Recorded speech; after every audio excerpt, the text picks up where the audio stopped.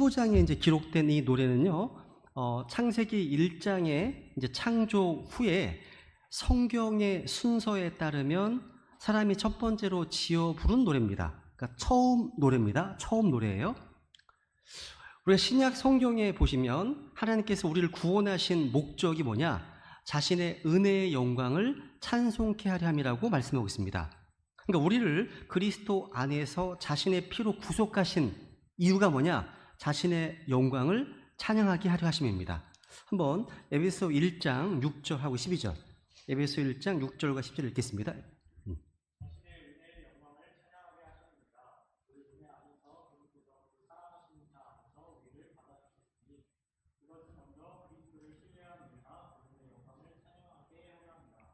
그러니까 구원받은 성도들이요, 주님의 은혜의 영광을 찬양하는 것은 우리의 존재 목적입니다.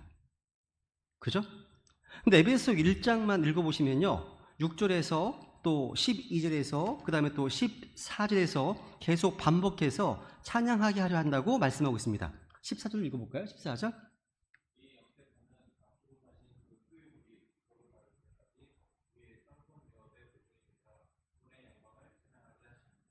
너무 중요하니까 세 번이나 반복하고 있습니다. 그죠?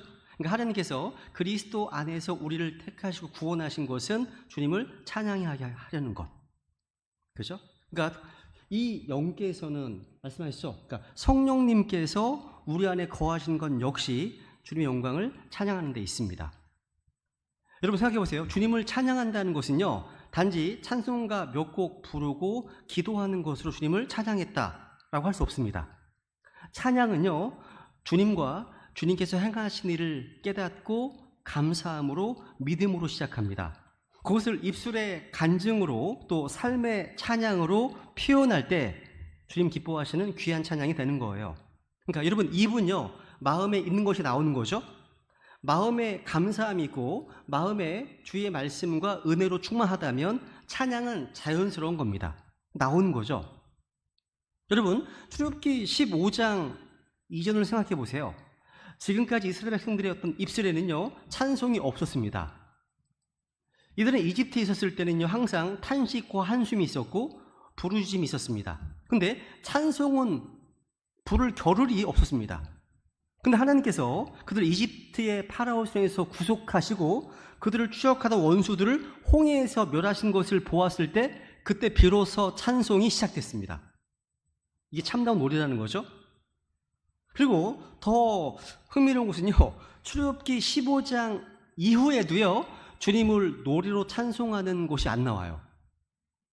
15장만. 그러니까 오직 홍해를 건넌 후에 그때 큰 찬송 소리가 있을 뿐이었다는 거죠. 그러니까 찬양은요, 사람이 가장 큰 은혜를 입었을 때 입에서 나오는 거예요. 그러니까 이스라엘을 인도하여 이제 홍해를 건너서 파라오의 손에서 구출하신 것은 순전히 하나님이 하신 일이지 사람의 일이 아니잖아요. 그러니까 모든 일을 하나님이 하셨고 하나님이 하신 일이 기이하고 놀랍기 때문에 그 은혜를 받은 자들이 찬양하는 겁니다. 이게 찬양하는 자들의 어떤 반응인 거죠. 그죠? 하나님께서는 자신의 백성들이 주님께서 행하신 일을 보고 찬양하기를 원하십니다. 그죠? 이것이 오늘 본문에 나타난 노래의 본질이죠. 여러분, 지난주에도 말씀드렸지만 이스라엘 백성들은 이 찬송에서 오직 하나님 한 분만을 높이고 찬미했습니다.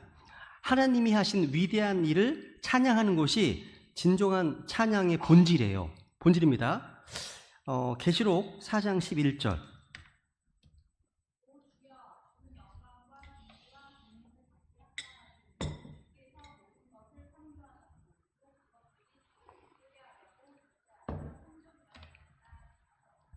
하나 더 볼게요. 7장 10절, 11절, 12절입니다.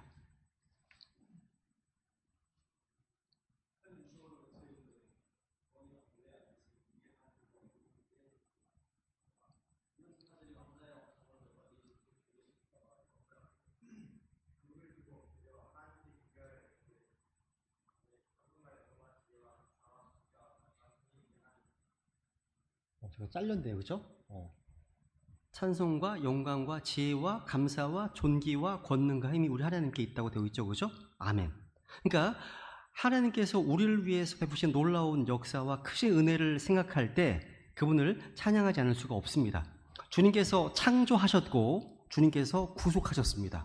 그죠? 그러니까 창조주이시고 구원자이신 주님께 찬송과 영광을 돌려드리는 것은 당연한 거죠. 그죠? 한번 본문 2절을 보겠습니다. 2절입니다. 2절은 같이 읽겠습니다. 2절은 시작. 주는 나의 힘이시요 노래시며 나의 구원이 되셨도다. 그분께서 나의 하나님이시니 내가 그분께 처소를 예비할 것이요 내 아버지의 하나님이시니 내가 그분을 높이리로다. 내가 그분을 높이리로다. 우리는 오직 주님만 높여야 됩니다. 오직 주님 한 분만 높임을 받으시기 합당하시기 때문이죠. 여기 2절에 보니까 나의 힘이시요 나의 구원이 되셨도다. 나의 하나님이시니 또 내 아버지의 하나님이시니.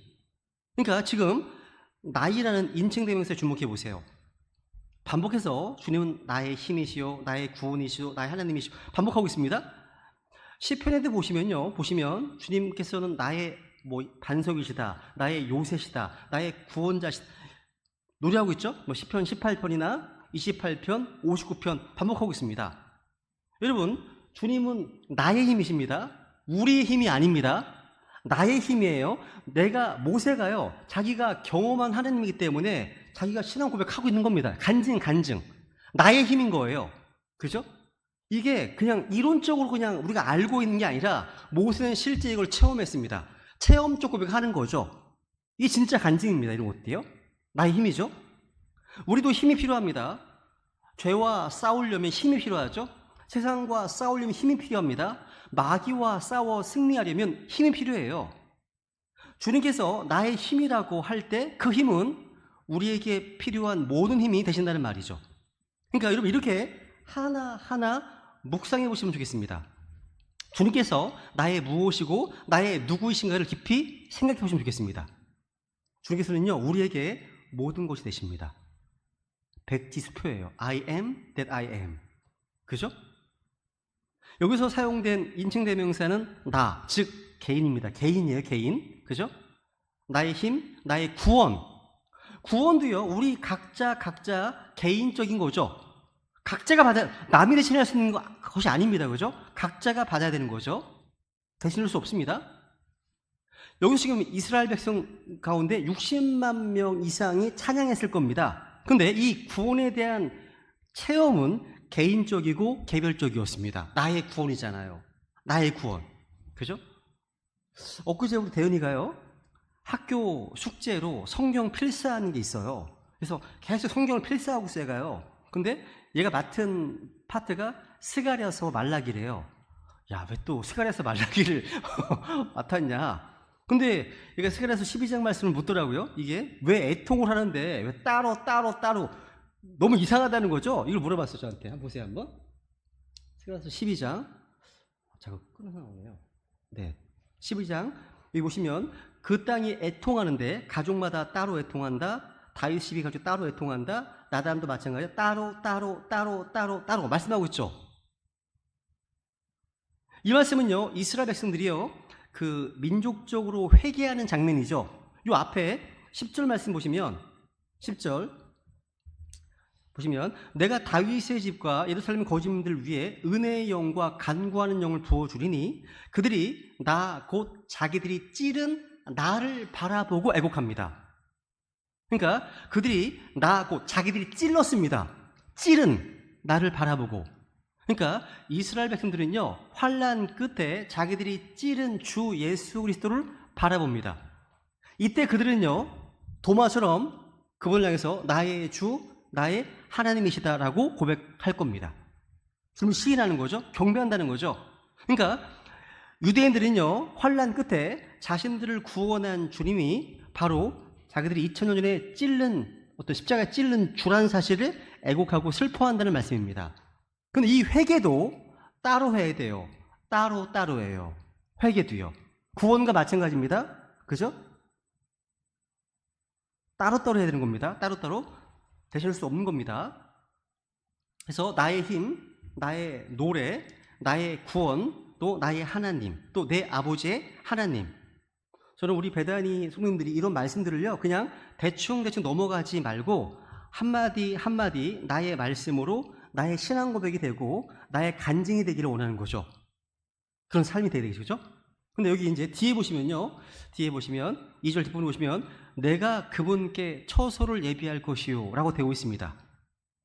야, 내가 그분께 처소를 예비할 것이다. 주님께서 우리 처소를 예비하시는데 그게 뭐죠? 바로 대저택으로서 우리가 들어가게 될 새 예루살렘입니다. 주님께서는 우리에게 맨션을, 대저택을 제공하실 것을 약속해 주셨죠. 그죠? 요한복음 14장 2절.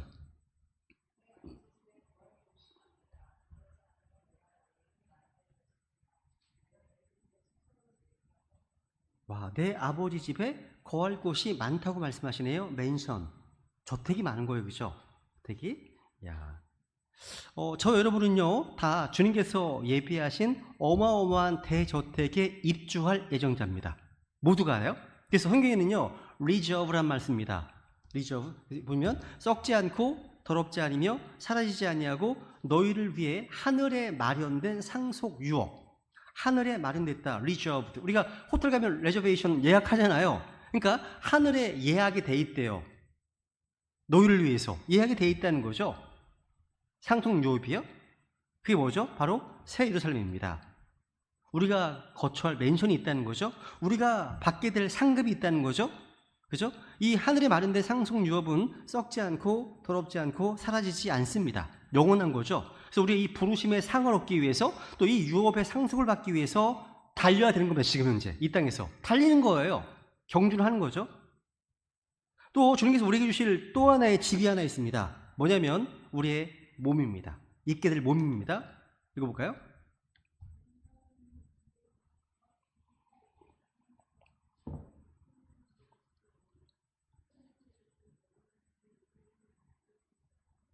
아멘.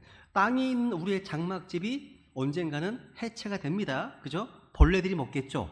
그죠? 근데 우리에게 뭐가 있습니까? 하늘들에 있는 영원한 집이 우리에 있답니다. 이 영원한 집은요, 일시적인 것이 아니죠. 영광스러운 몸, 영원한 집입니다. 그렇다면 우리가 주님께 처소를 예비하는 것은 뭘까요? 주님께서는요, 영으로서 우리 가운데 거하십니다. 모세는 성막을 짓고 솔로몬은 성전을 지었지만 주님께서는 본래 인간이 손으로 지은 곳에 거하시는 분이 아니십니다. 뭐 성전 건축한다 하면서 막 이거 성전 얘기하잖아요. 일반 교회에서. 그죠? 아닙니다. 주님께서는요, 손으로 만든 전들에 거하지 않으십니다. 그죠? 그러면 모세가 어떻게 주님께 처소를 예비할까요?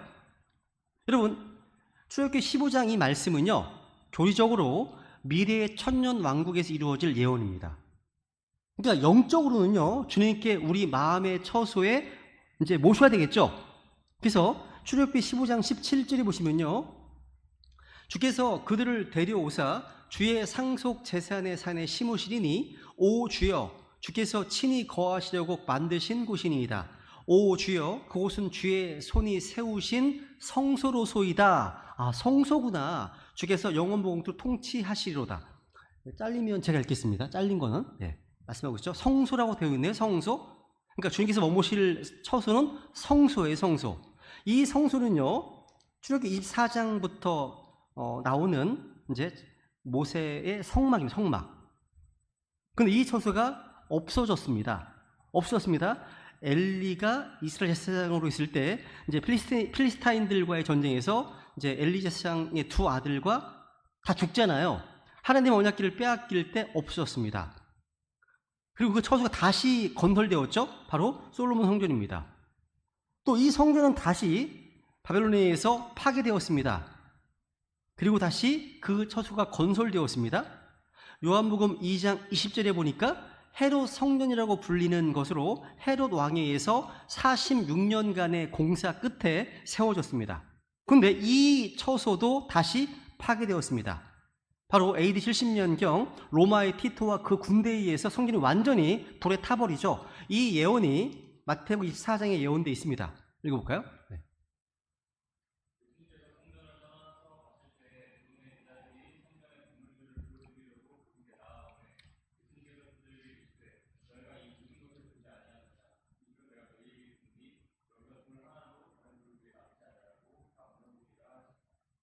여기 이제 돌 하나도 돌 위에 다 무너진다. 이 말씀은 일체적으로 AD 70년경에 이제 이루어졌습니다. 과거의 사건에 적용할 수 있습니다.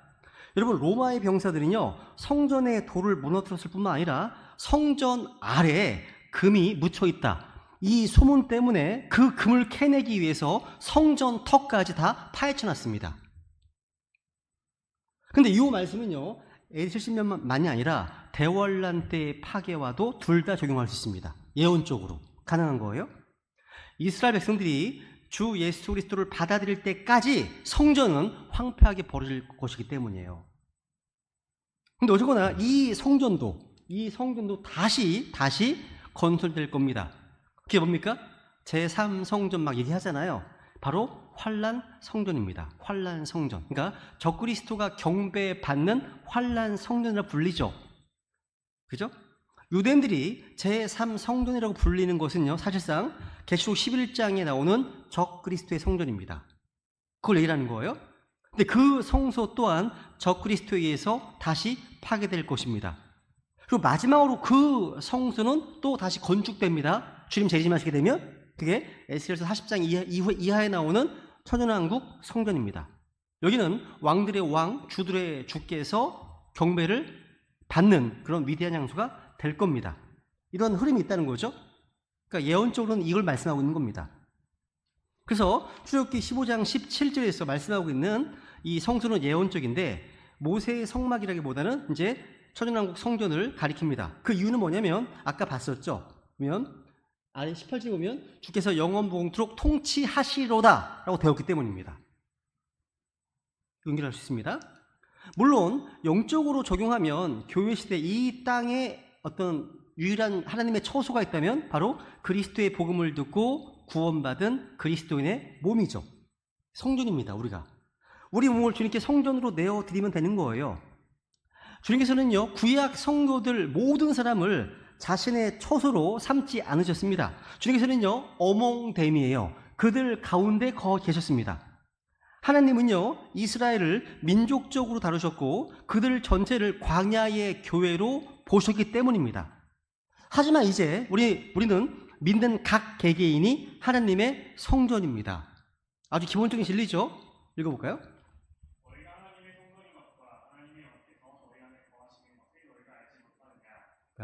너희가 하나님의 성전인 것과 누가 거한다고요? 하나님의 영께서 거하신다.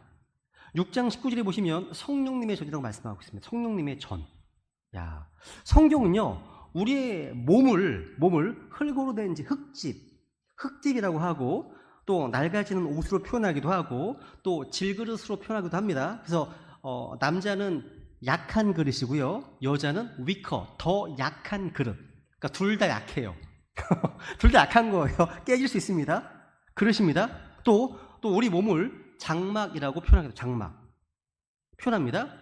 하나님은 흙으로 사람을 지으셨고 그 속에 호흡, 숨을 불어 넣으셔서 이제 살아있는 혼이 되게 하셨죠. 그죠? 그래서 우리의 몸은요, 영과 혼을 담는 그릇입니다. 우리 몸은요. 그죠? 그래서 그걸 집이라고 표현하는 것은 이상할 게 없습니다. 지금 현재 우리의 이 몸은요, 장막 집이에요. 이 몸은요, 해체되면 끝입니다. 근데 우리에게는 하늘에 있는 영원한 집이 있죠. 아까 찾았던 거죠. 근데 그 집으로 옷 입기를 간절히 원합니다. 젊은 채들은 별로 안 원할 거겠지만 나이 드신 분들은 정말 간절히 원합니다. 이 옷을 입기를요. 그죠? 그래서 이 질그릇이나 장막이나 옷이나 흙집으로 묘사한 이 몸이 구원받게 되면 전혀 다른 놀라운 몸이 됩니다.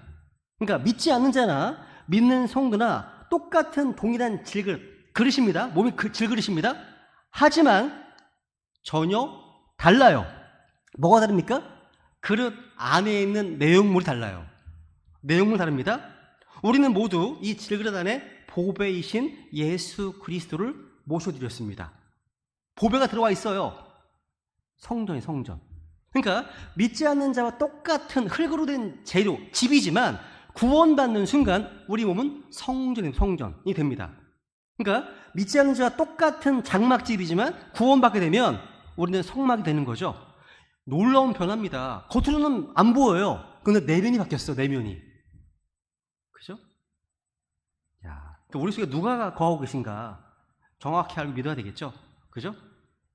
그래서 디모데후서 4장에 보면요, 1장 14절에 보시면 우리 안에 거하시는 성령님을 의지하여 내게 맡겨진 그 선한 것을 지키라. 그러니까 우리에게 맡기신 것을 이루려면 성령님이 정말 절대적으로 필요한 겁니다. 그 성령님을 의지해서 지키라 하고 있는 겁니다. 그래서 성령께서 우리 안에 거주하시기 때문에 믿는 성도들의 몸은 보배를 담은 질그릇입니다. 다 보배가 있는 거야. 눈에는 안 보이지만 대단한 걸 모시고 있는 거예요. 진짜 중요한 게 보배잖아요. 그죠? 야. 바울은 고린도 교회 성도들에게 이 사실을 알지 못하느냐? 지금 묻고 있는 겁니다. 왜? 가장 기초적인 영적 지식이기 때문에 내 안에 누가 계신가? 이걸 아는 지 가장 기초적인 지식입니다. 정말 중요한 지식이죠? 그래서 아까 보세요. 호수 6장 16절로 볼까요? 16절? 네.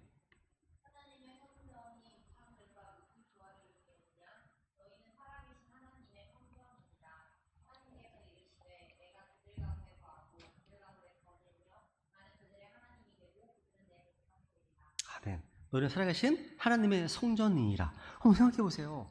홍해를 가르시고 출애굽을 인도하셨던 그 하나님께서 여러분 안에 거하십니다. 그분이 거하신다는 거죠. 이 사실을 반드시 알아야 됩니다. 또 믿어야 되겠죠. 그죠? 우리가 성경의 어떤 교리를 배우기 전에 먼저 알고 확신해야 될 진리가 바로 이겁니다. 그러니까 예수님께서는 믿는 자들 속에 그러니까 하나님의 영께서 거하신다는 사실, 이 사실. 그래서 우리가 몸을요 주님께 드려야 될 이유가 뭐죠? 그러니까 우리가 헌신해야 될 기초가 뭡니까? 바로 이 진리에 근거하는 거예요. 이 진리에. 우리 안에 주님께서 거하시기 때문에 그분은 나의 하나님이십니다. 우리 몸이 바로 그분의 처소예요. 그러니까 이 몸을 함부로 쓰면 안 되겠죠. 몸을요. 그래서 담배도 안 피는 거고 술도 마시지 않는 거고 몸을 혹사시키지도 않는 거고요. 왜? 성전이기 때문에 잘 관리해야 되겠죠. 우리가요. 그죠? 그래서 우리 안에 거하신 성령님께서 나의 주인이 되시고 내 몸이 성령님의 뜻대로 쓰임받는다면 우리는 성령의 열매를 맺는 몸이 된다는 거죠. 그죠? 3절. 출애굽기 15장 3절로 가겠습니다. 3절. 와, 주님은 전사하십니다. A man of war인데, 그죠? 우리 하나님은 전쟁의 하나님이시라는 사실. 시편 24편 8절. 제가 예전에 그 사역을 할 때 아이들과 함께 많이 불렀던 찬송가가 이거거든요.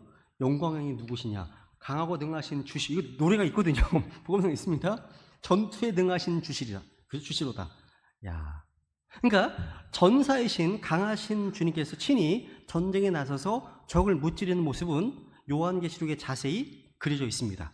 그래서 재림하실 때 주님께서는요, 그분께서 의로 심판하시고 전쟁을 하십니다.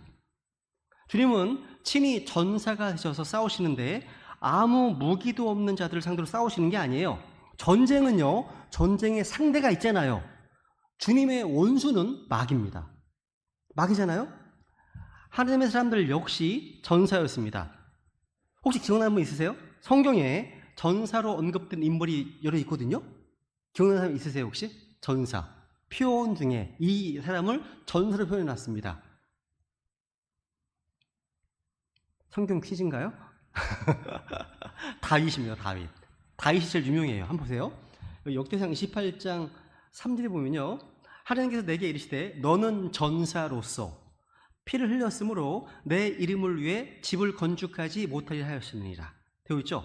와. 그러니까 주님께서는 다윗을 향해서 너는 전사로서라고 말씀하시네요.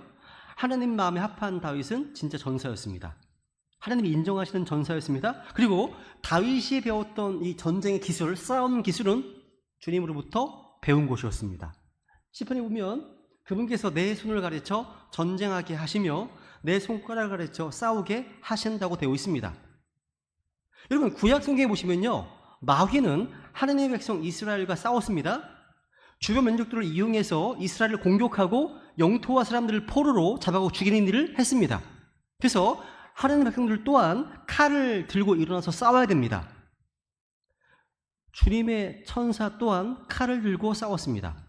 그런데 신약 시대 우리 크리스찬들은요, 손에 칼을 들고 말을 타고 활을 잡는 그런 싸움이 아니라 영적 전쟁을 치러야 되는 전사들입니다.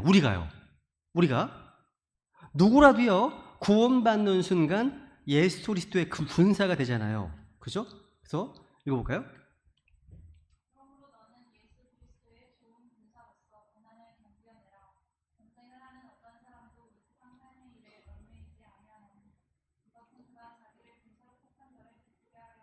와, 여러분 지금 우리는 전시 가운데 있습니다. 지금 우리는 휴전이 없습니다. 크리스천들에게는요, 영적 전쟁, 치열한 전쟁 가운데 있습니다. 그죠?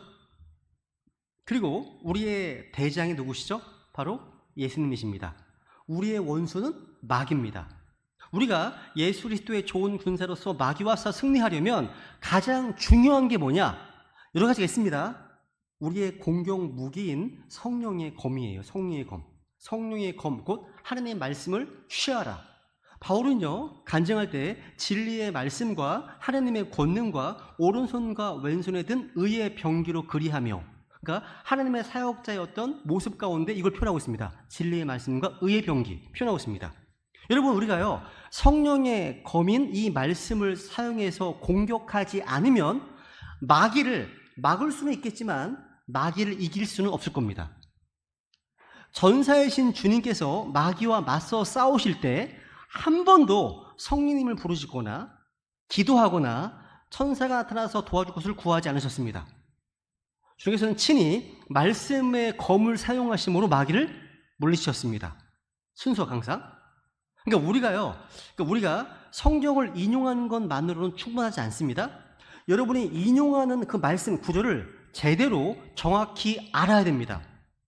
그리고 그것만으로도 족하지 않습니다. 우리는 그 말씀을 믿어야 돼요. 믿어야 됩니다. 우리는 아는 것을 믿고 우리가 믿는 바를 또 정확히 알아야 됩니다. 여러분이 알고 믿는 구절들을요, 이제는 또 사용해야 할 때라는 거죠. 말씀을 사용해야만 승리의 노래를 부를 수 있는 겁니다. 그죠? 우리 주님께서는요, 양날 달린 검을 갖고 흰말 타고 오실 겁니다. 모든 원수를 물리칠 겁니다. 아마겟돈에서 이역군을 물리칠 겁니다. 2000년 전에 하나님의 어린 양으로 오신 예수님께서는요, 재림하실 때는 전사로 오실 겁니다. 유다지파의 사자로 오실 겁니다. 두려운 모습으로 오실 겁니다.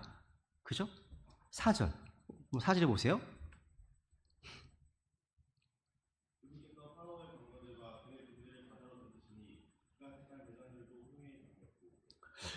시편에서는요, 여기서는 말씀하지 않는 정보를 말씀하고 있는데, 파라오와 그의 군대를 홍해 속에서 뒤엎으신 분께 감사하라. 그러니까 파라오의 군대와 그의 장군들뿐만 아니라 파라오도 홍해에 빠져 죽었습니다. 파라오도 또 출애굽기 15장 5절, 6절, 7절 여기 지푸라기같이 소멸시켰나이다입니다. 이 내용은요. 네.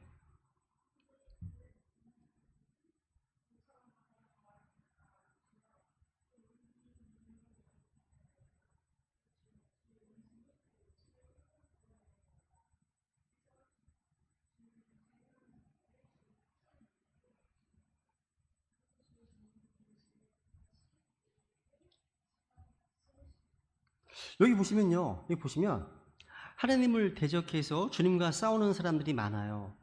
주님께서는요, 그들에게 회개할 기회를 주시는데, 이들은 주님께서 잠잠하신 것을 보고 자신이 승리했다고 착각합니다. 하지만 결국 주님께서 승리하실 겁니다. 주님께서 일어서셔서 승리하시기 전에 회개하고 주님께로 돌아오는 것이 좋겠죠. 그죠? 여기 보면 주께서 진노를 보내신다. 주의 진노를 보내심에 그들을 지푸라기 같이 소멸시켰다고 되어 있습니다. 이건 바로 예수님의 재림을 떠오르게 합니다. 재림. 말라기 4장. 지푸라기 소멸시켰다는 거 말라기 4장 1절.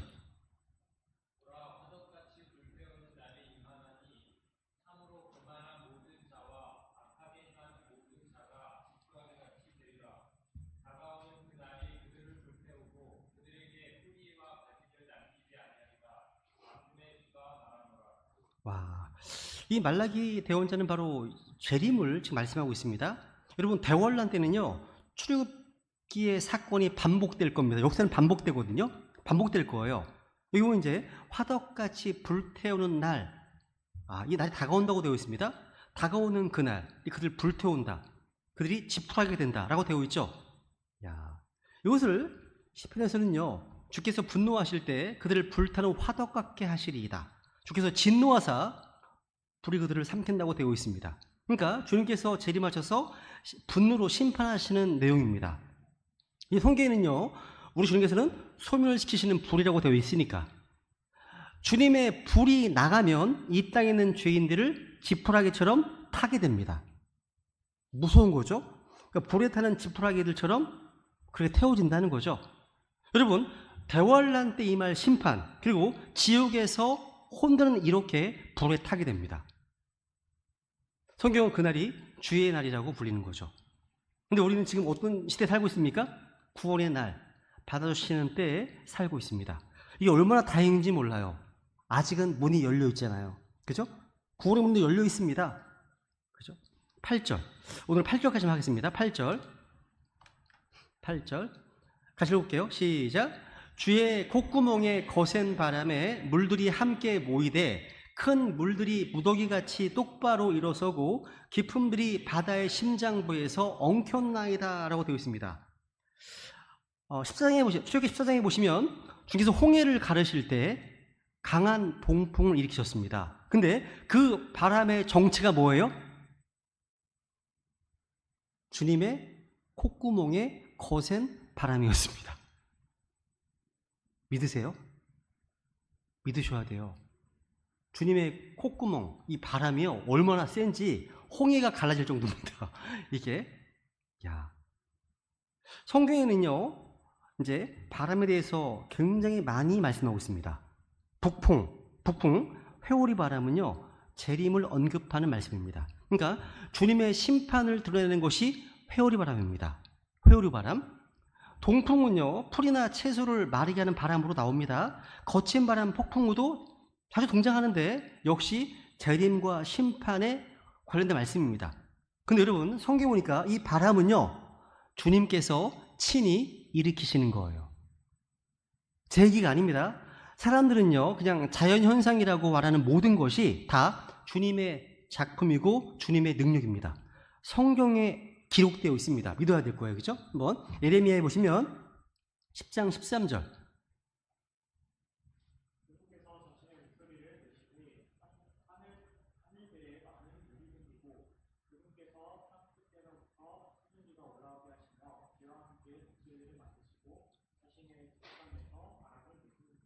여기 보세요. 물, 수증기 다 지금 누가 하신다는 거죠?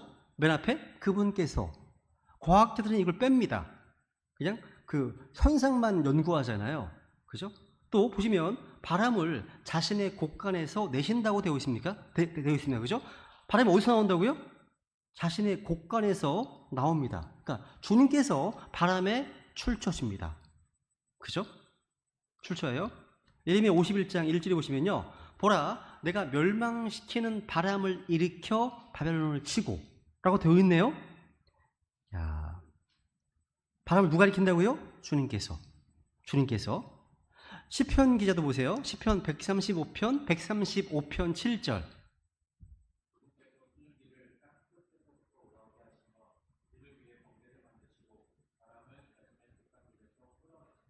와, 그러니까 또 욥기에 보시면요, 뭐 천둥이나 번개나 비, 우박, 서리, 강설량, 강우량, 이슬, 뭐 이런 것들 다 자연현상으로 간단히 치부해 버리는 것들인데 주님께서 친히 만드시고 주시는 것들이라고 되어 있습니다.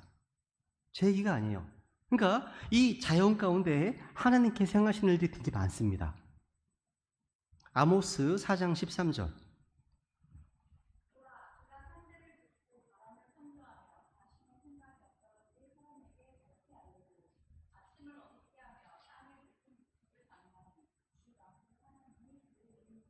야, 바람을 창조하신대요. 성경에요, 바람은 두 가지 일을 합니다. 바람이 심판의 도구로도 쓰이고요, 또 생명을 살리는 도구로도 쓰입니다. 마른 뼈 기억하시죠? 바람을 불어 살리시잖아요. 반대도 있습니다. 심판의 도구로 더 많이 쓰입니다. 홍해를 가르고 덮은 것은 뭐였습니까? 바람이었습니다. 바람이었거든요. 이 바람을요, 출애굽기 15장 10절에서는 주님의 바람이라고 표현하고 있습니다. 주의 바람이라고요. 그러니까 우리는 모든 자연현상이 주님으로부터 비롯된 거구나, 이걸 분명히 볼 줄 알아야 됩니다. 이 세상에 존재하는 모든 것은요, 주님이 지으신 것입니다. 주님의 권능과 속성을 드러내 보이는 거죠. 심지어 욥기에 보시면요, 공기에 무게가 있다는 거 18세기, 19세기에 알았나요? 보면 바람들의 무게를 정하신 분, 또 물들을 대어 무게를 정하셨다. 그러니까 왜 바다가 70%, 육지 30%일까요?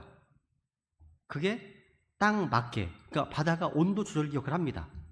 그죠? 그래서 뭐 일교차가 그렇게 크지 않잖아요. 지구가요. 그죠? 바다 때문에 이 물들을 정하신 분이 하나님이시기 때문에 우리 몸도, 그죠? 그 물이 한 70% 있어야 되잖아요. 그죠? 많이 줄어들면 이제 한 10% 줄면 거의 죽을걸요? 그죠? 그걸 정하신 분이 하나님이시라는 거예요. 내일부터 강력한 태풍, 이름이 카젠인가요? 카젠인가요? 카논? 캐논들은 카논. 이 강력한 태풍이 한반도를 이제 북상한다, 반동한다는 소식을 들었거든요. 근데 이 바람이나 천둥, 번개, 이런 태풍, 어느 것 하나 주님의 손길에서 벗어나지 않습니다. 갑자기 중국으로 가려던 태풍이 한반도로 올라간다? 하나님이 하신 겁니다. 두렵습니다. 기도할 뿐이에요. 바람의 강도, 세기, 이런 것들 다 하나님의 심판의 도구로 성경에 쓰이거든요, 이게요.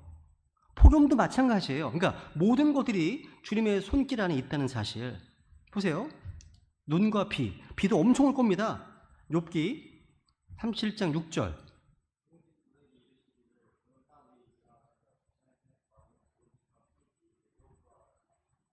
보세요. 지금 눈 내리고 비가 내리는 거 다 주님의 명령에 따라서 내리잖아요.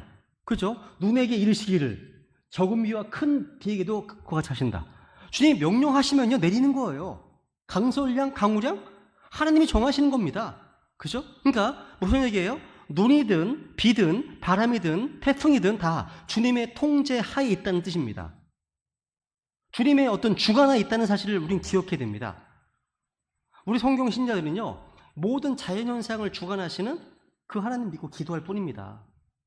우리는 비가 내리는 원리에 대해서 학교에서 배웠잖아요. 뭐 증발, 뭐 응축, 강수, 물의 순환 배우셨잖아요. 그죠? 이게 성경에 나옵니다. 아예 성경에 나옵니다. 보시면 그분께서 물방울들을 작게 만드시잖아요. 아니, 빨리 놀면 이게 올라가는 게 안 보여, 너무 작으니까 안 보이잖아요. 근데 올라가서 돌면서 이게 순환 비가 내리잖아요. 이게 순환하고 있잖아요. 바다도 증발하고 있는 거예요. 그죠? 모든 강이 다 바다를 향해 흐르잖아요. 근데 바다는 안 넘치질 않잖아요. 하나님이 오묘한 섭리 가운데 넘치는 만큼 뽑아가시기 때문에 계속해서 순환하고 있잖아요. 하나님이 하고 계시거든요. 이게 다요. 이게 다 우연이 아닙니다. 다 하나님의 통제 아래 있다는 사실. 그러니까 사람들이 기상학의 원리를 말씀하시기 수천 년 전에 이미 욥을 통해서 지금 말씀해 주셨다는 사실. 물의 순환 법칙을요. 여기 보시면 그분께서예요. 그분께서. 그러니까 핵심은요, 과학자들은 비가 내리는 원리를 설명하잖아요. 그죠? 근데 성경은 비가 내리는 주체를 강조하신다는 거죠. 누가 그렇게 하시는지. 그러니까 물이 수증기가 되어서 비가 된다는 사실을 발견하는 것은 과학일지 몰라도 한 단계 더 들어가서 그 일을 하시는 분이 바로 하나님이시구나.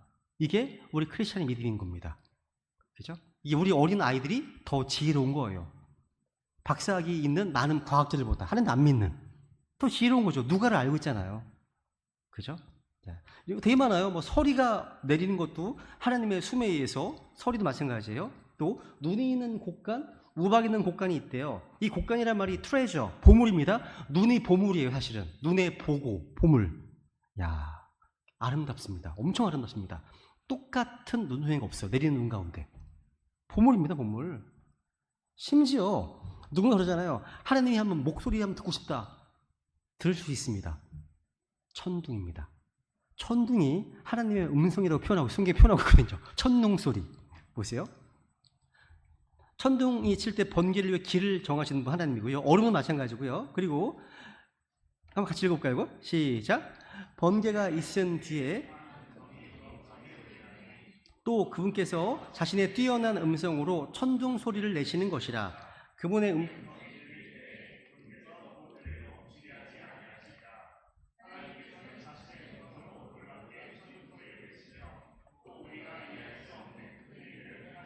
와, 하나님께 자신의 음성으로 놀랍게 천둥 소리를 내신다고 되어 있죠. 천둥 소리 낼 때 다 두려워하잖아요. 어머머머 무서워하잖아요. 그죠?